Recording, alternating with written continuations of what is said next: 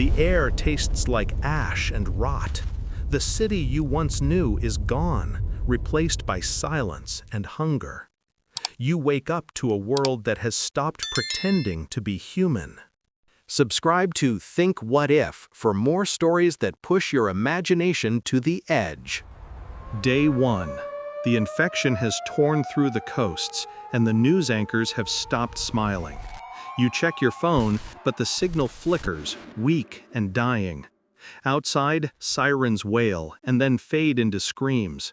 You grab a backpack, some water, whatever food you can find. The air is heavy with smoke and the metallic scent of blood. You know this isn't a movie. This is survival. Every sound could mean life or death. You move fast, but your hands shake. The streets are no longer streets.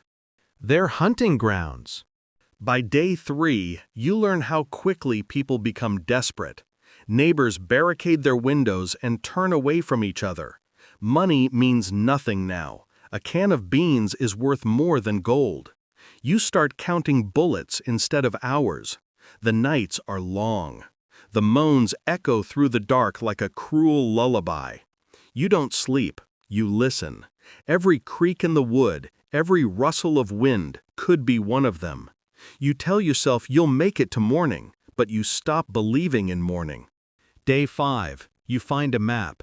It's old and torn, but it gives you purpose. North means cold. Cold means fewer of them. You move through abandoned gas stations and shattered highways. The smell of gasoline and decay sticks to your clothes. You meet others on the road, but trust has become extinct. One man offers you food, but his eyes are too still. You walk away. Later, you hear a gunshot in the distance. You wonder if it was his last mistake. You don't stop walking.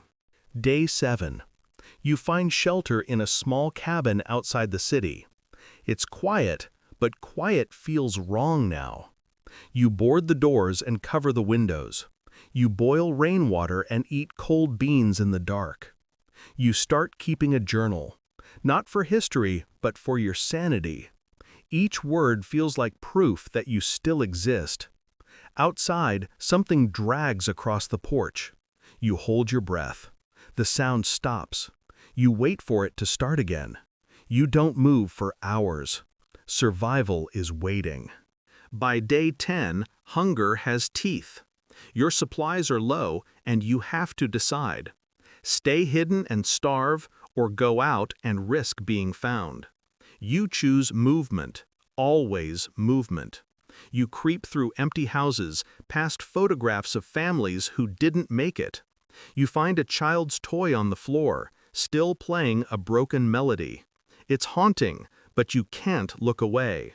You realize the dead aren't the only ones haunting this world.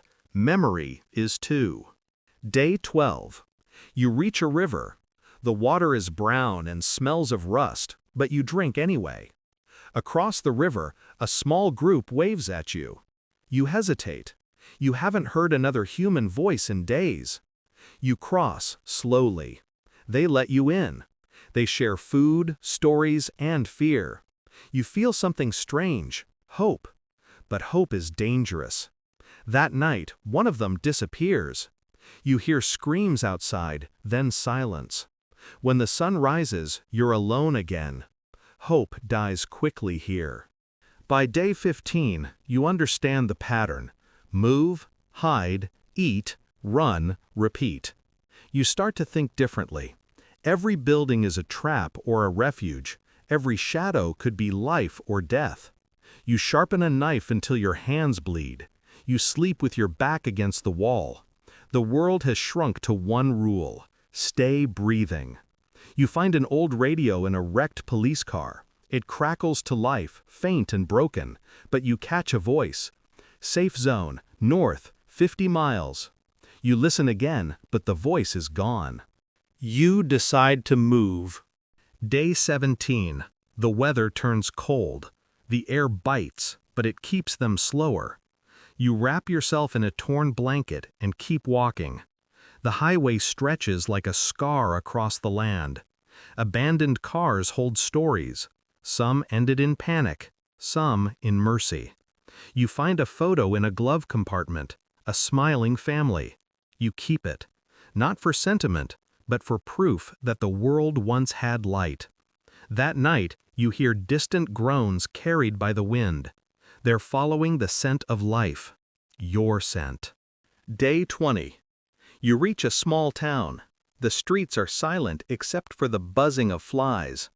You find a grocery store still half intact. Inside, rows of rotting food and the faint smell of bleach. You grab what you can. A noise behind you freezes your blood. You turn, knife ready. A zombie shuffles out from behind the shelves, slow but relentless. You strike once, clean and fast. It falls, and the silence returns. You stare at it, realizing it used to be someone who did this same thing. Looking for food. You whisper an apology and leave. Day 22. The radio voice returns, clearer now. Safe zone confirmed. Survivors being relocated. Northern outpost. You run until your lungs burn.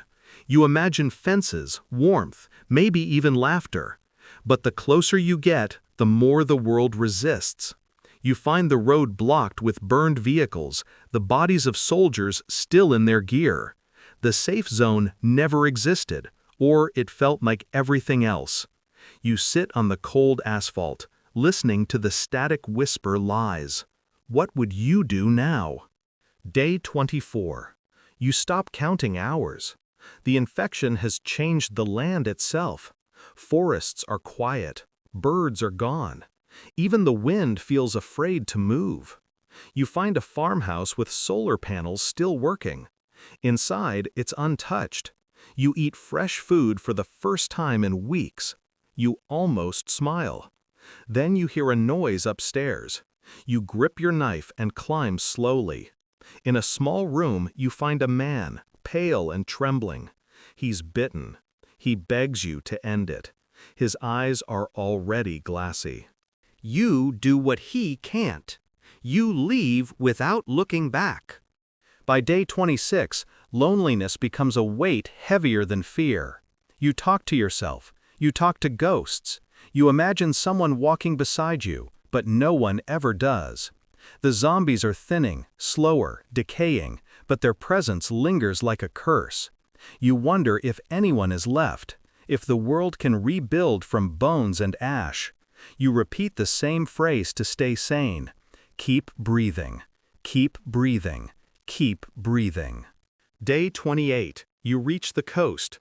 The ocean stretches endlessly and gray. A small boat drifts near the dock, half sunk but still afloat. You climb in.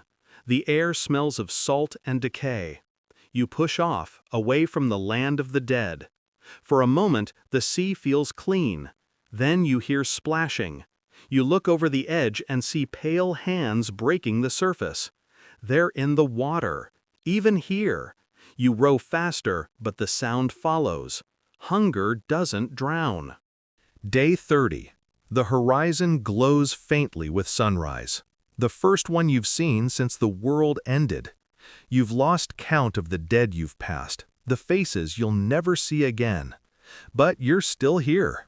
Your body aches, your mind fractures, but something stubborn keeps you alive. You find a small island, rocky and bare. You collapse onto the sand, listening to the waves. For the first time, the silence doesn't feel like fear. It feels like peace. You think about the people who never made it past day one. You think about what it means to survive when the world forgets what life is. Maybe survival isn't victory. Maybe it's a witness. You close your eyes and hear the echo of your own breath. Keep breathing. Somewhere behind you, across the ocean, something screams. You open your eyes. The sunrise looks like fire. The world is still burning, but so are you.